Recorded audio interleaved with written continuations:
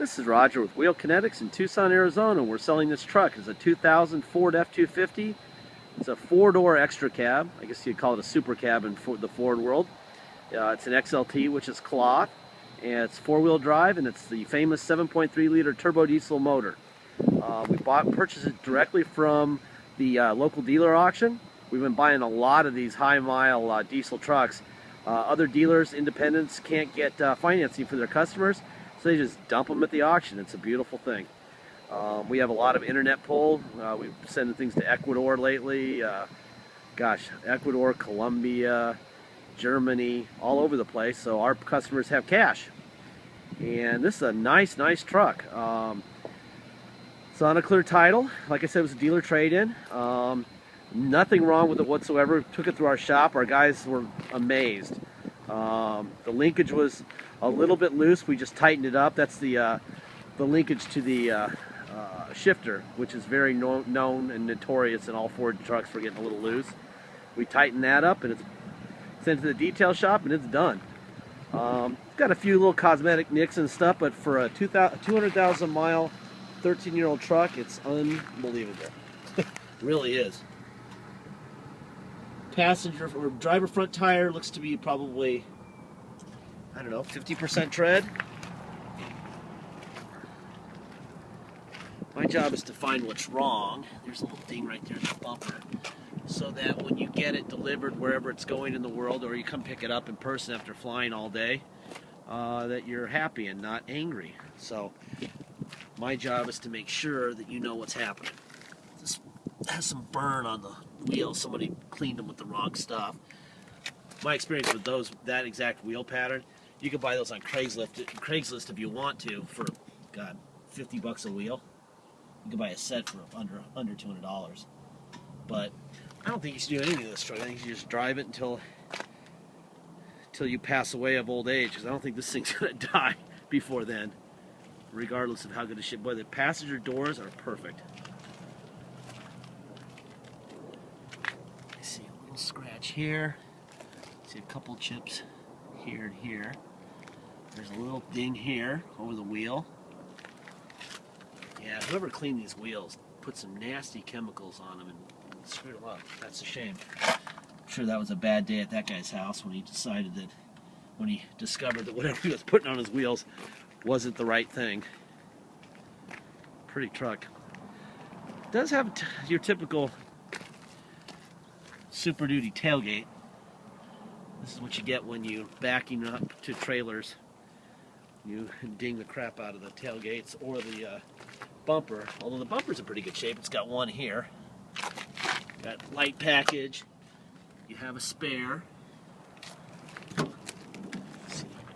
Put this up for you. There's your bed liner. Nothing really to report there. Just a bed liner. That might be a little bit better. Most of the dent is right there. Let's see on this side. Boy, touch-up. Little red touch-up paint.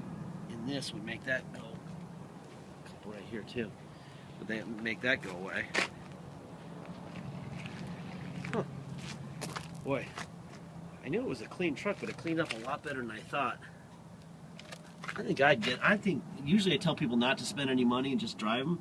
I think I'd spend $10 on a touch-up pen at the dealer, and I'd probably get on Craigslist and buy another set of wheels, put these tires on them, and call it a day. I think this thing deserves a little bit of pampering. Neck here and one there. All right, let me start this thing for you. I'll open the hood, let you listen to it run. Wait to start. Light is on. It's on. It's a pretty cold day here in Tucson.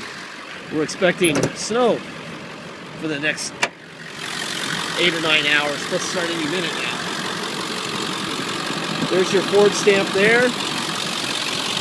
There's your Ford stamp there. It's important to see those Ford stamps. You know that the front end parts haven't been replaced.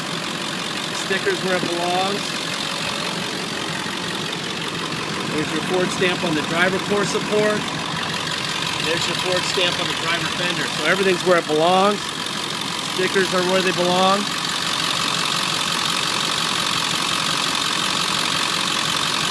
There you go.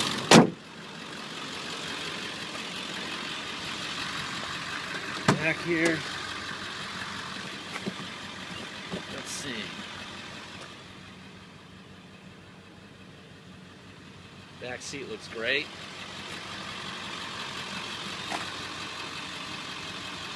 Well, the back seat, door panels. This truck was really well taken care of.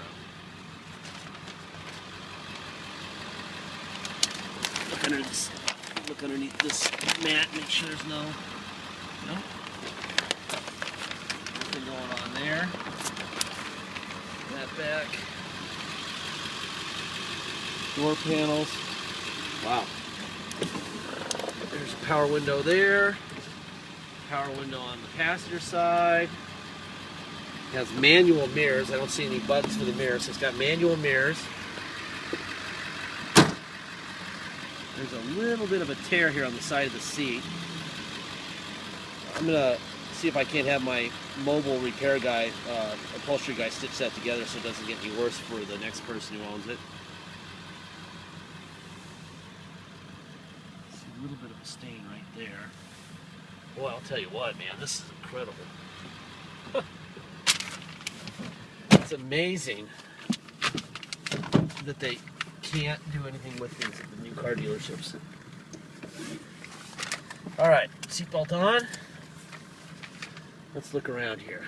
Let's see.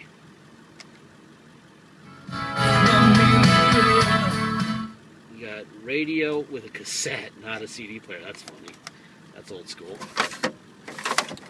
That. Got a trailer brake here. I'm not even sure how that works, or if it works. There it goes. There you go. And trailer brake. Let's try some air conditioning.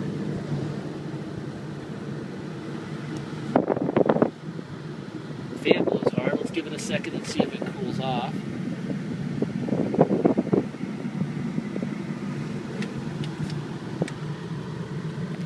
We do have tilt wheel. Let's check that out. Yep, that works. Tilt works. You have cruise control. Boy, the steering doesn't show much wear either. The steering wheel. This is a pretty prime. Yeah, the air conditioning works. Let me turn that down. It's a little cold for that. In fact, let's turn the heater on. That's what we need to have on. All right, let's see. What else do we need to show you? There's the miles. 200,950. My brother just took this down I-10, took it to our picture place, took pictures of it. So it's been running for probably an hour. And that's what it looks like on the gauges. And it's got a really nice idle. 7.3s usually have a little bit more of a vibration or rattle to them. Overdrive on and off works. A little bit noisy. This is a nice quiet one. And my brother, when he came back from driving this thing, he was like, yeah, gave me the big eyes like, I like this one. Which usually he's not real emotional about these things. Alright, that's 4 low. Yes, sir. And reverse. Yepper. Alright, now let's go to 4 high. Alright. Oh yeah, you could definitely drive at speed in that.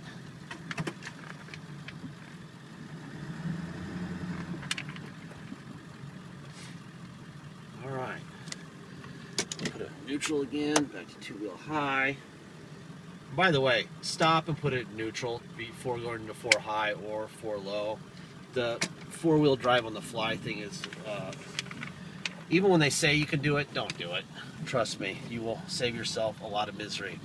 I did that on a brand new Suburban about a decade ago. It was mine. Had no miles on it. Doing about 40, put it in 4-wheel high on the fly like you're supposed to be able to do, and tore the tranny right out of the car. Brand new. And then I got the, why did you do that? Right, because it says you can. Well, you've got big moving parts going too fast. It's stupid. Pull over, put it in neutral, and then put it in 4-wheel drive. Anyway, enough of that speech. If you're going to come to Tucson to drive it home, you're going to pay a $250 dock fee, and you're going to pay taxes. Taxes are 2% sales tax here in Tucson, plus whatever your state tax rate is. If you're from, for instance, from Oregon or Alaska, they have 0% state tax. So all you're going to pay is 2% city tax here in Tucson, plus a $250 dock fee, and drive home. If you're an Arizona resident, our state tax is 7.1. Let me jump on it here for you a little bit. This thing runs really strong. Nice truck. Anyway, if you're an Arizona resident, 7.1% state plus the 2% city tax is 9.1% total tax plus a $250 dock fee. So just do the math. If you're coming from a state with a 5% state tax rate, you're going to pay a total of 7% plus a $250 dock fee. If you're paying by wire and shipping, all you're going to pay is the agreed upon price, nothing else.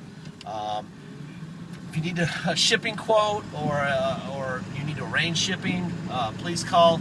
In the middle of our ad, we have a number for Beacon Shipping Logistics. Our contact there is Fred. He owns the company. Great guy. He will take care of you. He communicates well, which most shipping brokers don't do. They avoid phone calls when the cars are late or when truckers are being idiots or whatever, which happens. He takes control. He's not the cheapest, he's not the most expensive, he's right in the middle, and that's what you want to pay. You don't want to pay too much, not enough. If it's the lowest quote, is always the worst one of all. You're best off paying more than you should than less.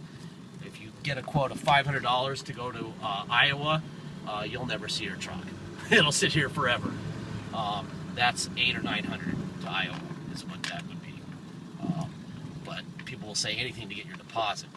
So it's a really good idea to get a good broker. Fred is that. I'm going to come up here. I'm going to stop. This is an area with a lot of cops, and it's a pretty low-speed street. But I'm going to come to a complete stop here and take off and get it going as fast as I can before I have to shut it down.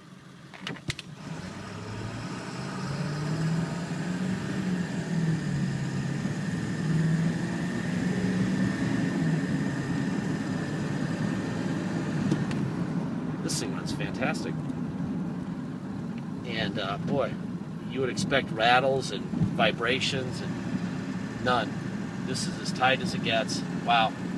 Anyhow, make sure you get your deposit on this thing. Once we have an agreed upon price, we still don't have any kind of a deal whatsoever until we have a deposit. Once we have a deposit, we'll take it. We'll put a big deposit banner on it online. There'll be a thank you, to your name on the deposit picture on our site. It'll be yours, okay? Without a deposit, it is not yours. If somebody comes in after we have a agreed upon price and you don't have your deposit in, we will sell it to them.